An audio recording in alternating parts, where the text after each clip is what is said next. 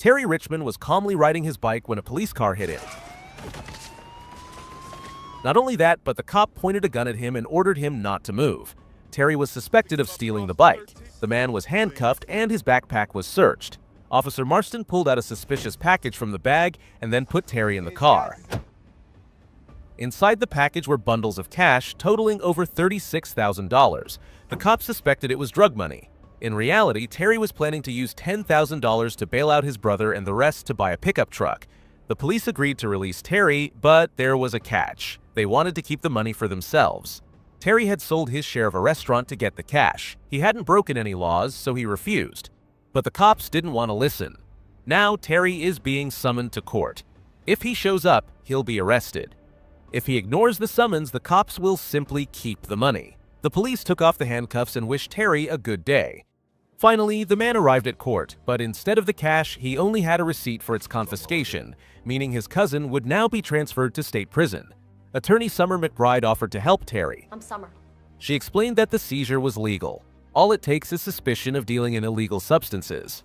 Interestingly, the police chief could keep the entire amount as some kind of contribution. Terry could go to court, but hiring a lawyer would cost him twice as much. Terry explained that his brother Michael had previously testified against a crime boss, so he couldn't go to state prison.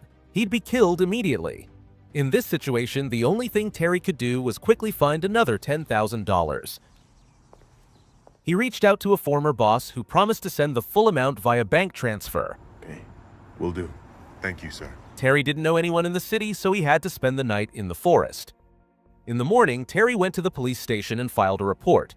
He began describing the cops, but Officer Sims suddenly left her desk and brought in one of them, Officer Lane. You're gonna need to leave. Lane threw Terry's ID at him and ordered him to leave, threatening arrest for false accusations. Police Chief Sandy Byrne intervened. According to Byrne, the arrest was lawful, and Terry was treated respectfully. However, the chief warned Terry that he could face criminal charges if he kept bothering the officers. Terry asked to get at least $10,000 back for his brother's bail. He was willing to forget about the remaining $26,000. The chief liked the proposal. He even allowed Terry to meet his cousin the next day. Now fuck off. Terry spent another night in the forest only to learn the next morning that Byrne had deceived him. We pulled up our schedule. The bus carrying the inmates had already left by the time Terry returned to the station. Terry decided to take a shortcut through the forest to catch up with the bus. He succeeded. While running alongside the bus, he told Mike to request a delay in the transfer. Everyone already knew who Mike was, and his life was in danger. It turned out Terry's former boss couldn't help him. Because of Terry's report, the cops raided the restaurant under the pretense of drug sales and confiscated the boss's safe with the earnings. Terry turned to Summer again, but she was also under pressure and didn't want to risk her job. Summer had to act in secret. The lawyer discovered irregularities in the case. Mike's bail was set too high, with a 90-day delay, and there were many similar cases. She promised to keep digging, though she was being watched and was taking a big risk. The cops learned that Terry served in the Marine Corps, but he seemed to lack combat experience. This made the chief feel slightly reassured as the determined ex-soldier returned to the station. Byrne was pleased that he had outsmarted Terry. How dare he try to negotiate and set conditions in his station? Terry clearly explained to the overconfident police chief that he had been backed into a corner and would now have to act differently. At the same time, Officer Sims discovered that Terry was an instructor and a skilled hand-to-hand combat master. Byron drew his pistol, but Terry easily disarmed him and unloaded it. He pretended to take the chief hostage and then disarmed Lane. The jiu-jitsu master took down the cops and entered the police station with them. We got it. Terry ripped out the phone cord and ordered the hostages to sit down. In a neighboring office, Sims was hiding on the floor. She handed over her gun and restrained her colleagues. Terry then sent her to the evidence storage room to retrieve his money. Okay. A crowd of armed rednecks gathered around the building, so Terry ordered the officer to pretend she was arresting him. Sims put the Marine in a car and signaled to a passing officer that everything was fine. Terry returned Sims's gun, got on his bike, and went to the courthouse. At last, he was able to post bail for Michael. Terry shared his plan with Summer to turn himself in and go to prison alongside his brother. Suddenly, a police squad stormed into the building. Terry was ordered to kneel and was immediately shot with a taser.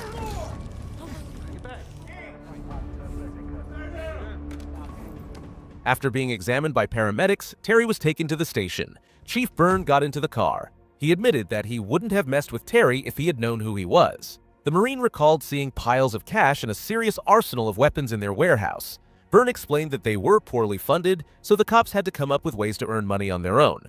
The car stopped near a hospital. Byrne threw the remaining $26,000 on the ground, unlocked Terry's handcuffs, and informed him that Michael had been attacked and badly injured in the holding cell. Byrne gave Terry a choice: take the money and leave or face 30 years in prison. He wouldn't get another chance. Michael died in the hospital without regaining consciousness. Terry gathered his belongings from the forest and got into Summer's car as she agreed to give him a ride. They were accompanied by a police car. Summer had uncovered dozens of cases where bail didn't match the crime. All detainees were intentionally kept behind bars for 90 days. Why did the cops do this? Terry no longer cared. He just wanted to leave the city. Just in case, he gave Summer his phone number. That night, cops broke into Summer's home, injected her with drugs, and left a syringe in the sink. Dazed, she almost called the police, but then thought better of it and called Terry. He arrived at her house in his newly purchased pickup and found Summer in the bathroom. She was currently fighting for custody of her child, and if this incident came to light, she could forget about her daughter. The cops knew exactly how to pressure the lawyer. She had a history. She'd previously been in trouble for using drugs and was once charged for stealing her father-in-law's lawnmower. Summer went to work, but the court had already been informed about her relapse the previous night, and she was immediately forced to take a drug test. Summer realized she had lost both her job and her child. Terry tried to stay under the radar, but Officer Lane was tailing him and ordered him to pull over. Another police car stopped nearby. Terry vowed this would be the last time. They wouldn't see him again after today's incident. One of the cops planted a gun in Terry's car and tried to shoot him, only managing to wound him. Terry used a taser to knock the cop out. Other officers opened fire on Terry's pickup, but he escaped unharmed. A sorrowful Summer was watching her daughter when a police car arrived for her. Terry hid his pickup truck under a bridge and called Summer. It turned out she had a friend in the police who advised her to leave town as soon as possible, so she was already packing her things. She was also told to stay away from Terry, but she ignored that advice and met up with him at his former workplace, a restaurant. Her boss, Mr. Liu, was removing a bullet from Terry at the time. Terry realized that they were being quietly targeted.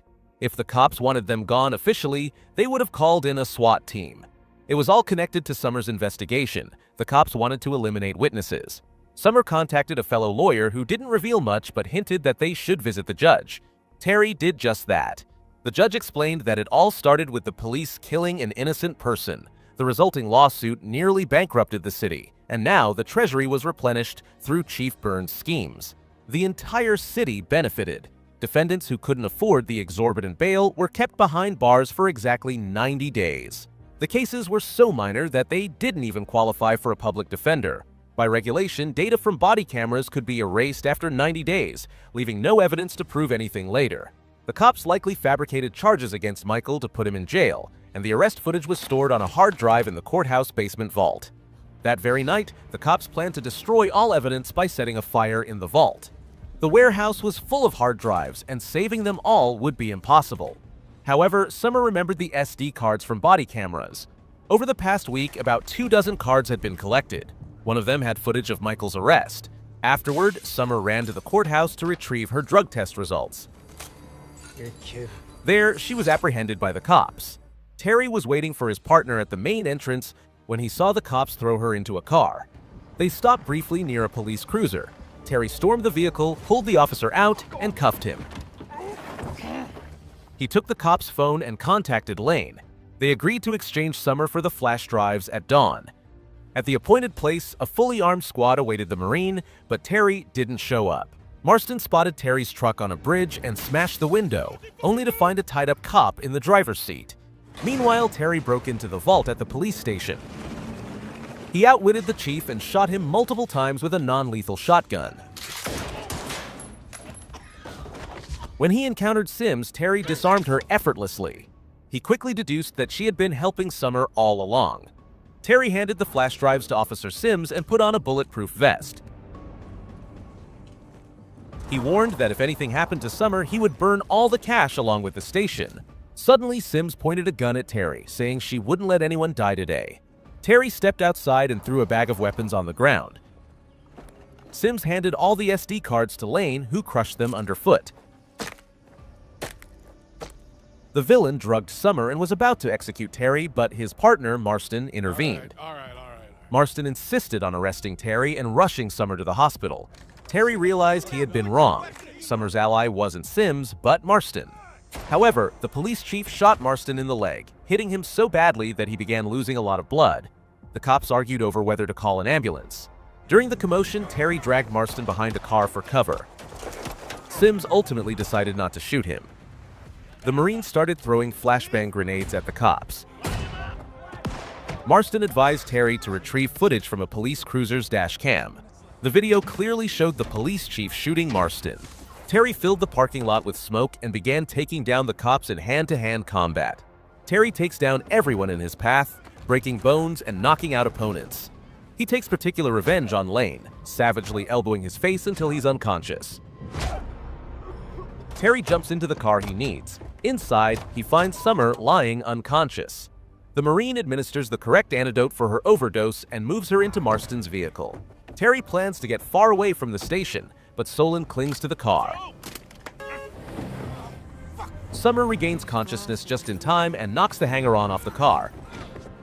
Now, the priority is to deliver the footage where it needs to go.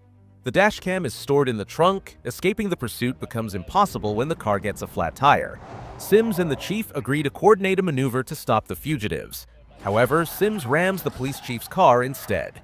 The other cops decide not to attack a vehicle carrying an injured officer, allowing it to reach the hospital without interference. Sims points her gun at the chief, holding him at bay. Terry carries Summer into the hospital in his arms, then grabs a fire axe and uses it to pry open the car's trunk. Inside, he retrieves the dashcam footage. Now, all that's left is to wait for honest cops and hand over the evidence.